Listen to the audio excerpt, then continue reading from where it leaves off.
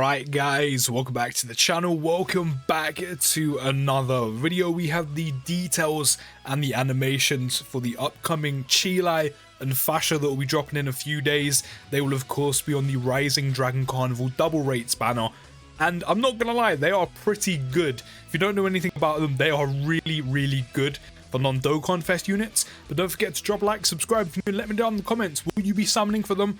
And what do you think of their kits? So starting with Cheelai, she is a sub-lead for Bond of Friendship.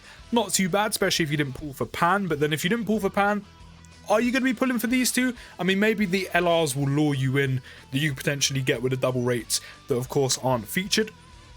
Her passive is Ki +3 and defense plus 139% at the start of turn. She foresees enemy super attack within the character's attack in turn. So that's a guaranteed scouter, by the way. That is a guaranteed scouter no matter what. That is one of the best functions within Dokkan, and she just has that.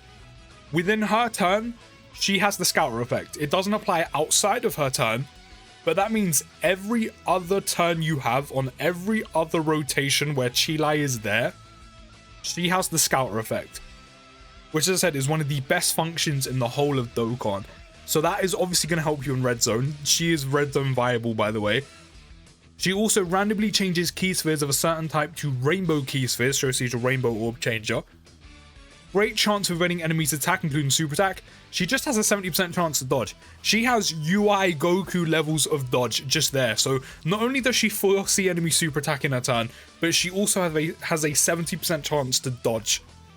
Do you know how wild that is? She has a scouter and a 70% chance to dodge. I'm not gonna lie, I'm tempted to summon for her myself. I'm not gonna lie to you.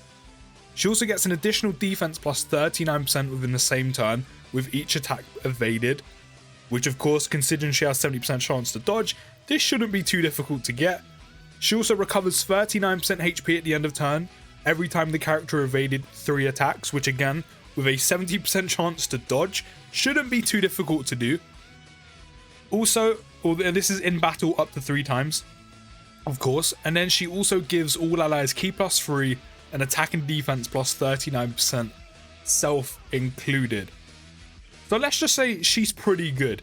Her link set is Flee, Cold Judgment, Battlefield Diva, New Freezer Army, Solid Support, Brainiacs, Shattering the Limit. She only goes on 3 categories though, of course, Bond of Friendship, Peppy Girls, and Space Traveling Warriors. Another fantastic addition to the likes of Peppy Girls. Peppy Girls is literally quite an insane category. Another great addition to that, and a pretty decent addition to Bond of Friendship, especially if you did pull the new DOKKANFEST Pan. However, her links aren't really that easy to get off, but still, considering she supports everyone, and you know she has the 70% chance to dodge with a scouter, I think that's kind of the trade-off.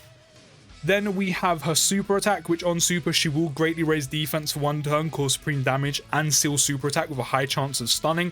So defensively she's pretty good, along with the fact she has a 70% chance to dodge. And then not only that as well, where you can take advantage of this, she can seal, and she also has a 50% chance of stunning as well. So she is a fantastic super battle road unit. Very limited in the areas you can use her, specifically category wise, just because she only has 3. But where you can use her, she's definitely a must bring if you can fit her on the team. Then we have Fasha as well, and Fasha's kit is as follows. She's a low class warrior or Peppy Girls sub lead, so not too bad if you are missing a low class warrior or Peppy Girls lead. Can also be handy for the new low class warrior SBR stage on global right now. If you haven't done it yet or haven't even attempted yet, and you are going to be summoning on this banner and you do manage to pick yourself up a Fasha, she can be useful for that. She gets attack and defense plus 150 at the start of turn. She guards all attacks for 4 turns from the start of turn, which is pretty nice. 4 turns is not too long, but you know, it's better than nothing. She also launches an additional attack that has a high chance of becoming a super attack, starting from the 5th turn from the start of battle. So from the 5th turn, you're just going to have a built-in additional just given to her, which is nice. On top of the fact she's also a Fizz type as well, so she also has built-in 5 additional on top of that.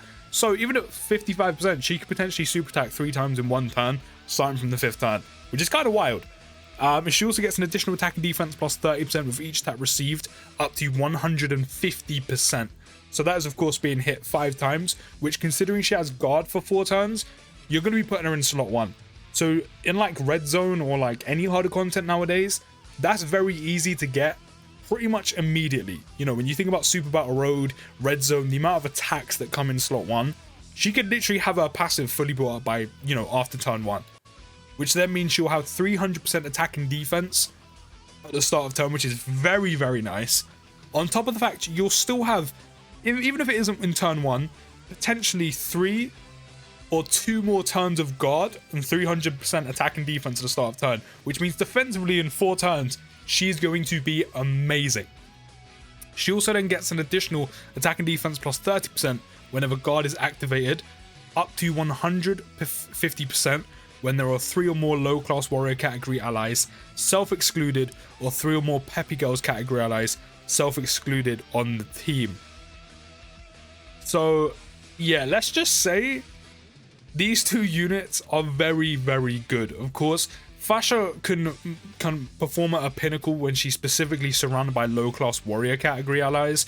But I mean, even still, even though it's not the best category, there's some good ones that can stretch out across other categories as well. You know, you look at it, Easy A Turles, not to mention his support. There's also the likes of LR Bardock. You have the Bardock squad Easy A's. Raditz, if you really want to go that far, as a 200% lead, even though he's absolute cheeks. And then Peppy Girls, as I said, Peppy Girls is a really good team, and both Fasha and Cheelai both go on that team as well. Not to mention DOKKANFEST, Pan, LR Kaelin Caulifla, any other Kaelin Caulifla units there are, the DOKKANFEST, the tech one. So yeah, let's just say she's winning on those categories, but she's very good even outside of them.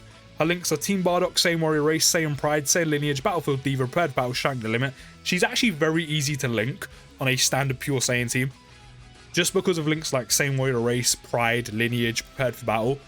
And of course, again, you can put her on the free-to-play Team Bardock squad as well, and she can really help you out in the low-class warrior SBR stage if you are going to be summoning on this banner. She does go on double the categories of Cheelai. She goes on low-class warrior, Peppy Girls, of course, Pure Saiyan, Team Bardock, Space Traveling Warriors, and storied figures. And on super attack, she raises attack for 1 turn, causes supreme damage with a high chance of stunning, which again is very useful for the likes of Super Battle Road. So we've gone through how good their kits are, which I do really want to know what you think of these down in the comments, so definitely let me know. Now it's time to watch their animations. I'm not expecting anything too special because they're not DOKKANFEST, but still, I haven't actually seen these whatsoever.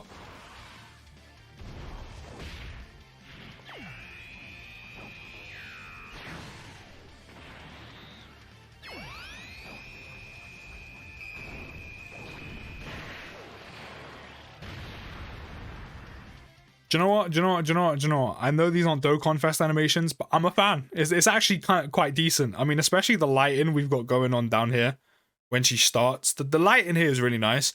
And as someone who's a football fan, there's something quite satisfying about her just like volleying her energy ball.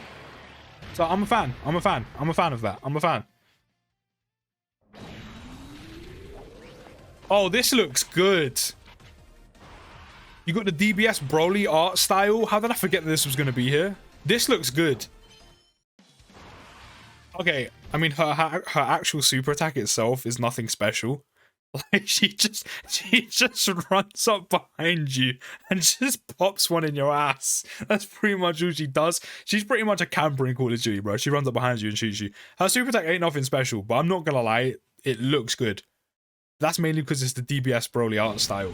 It looks good, but the actual like super attack itself is nothing special.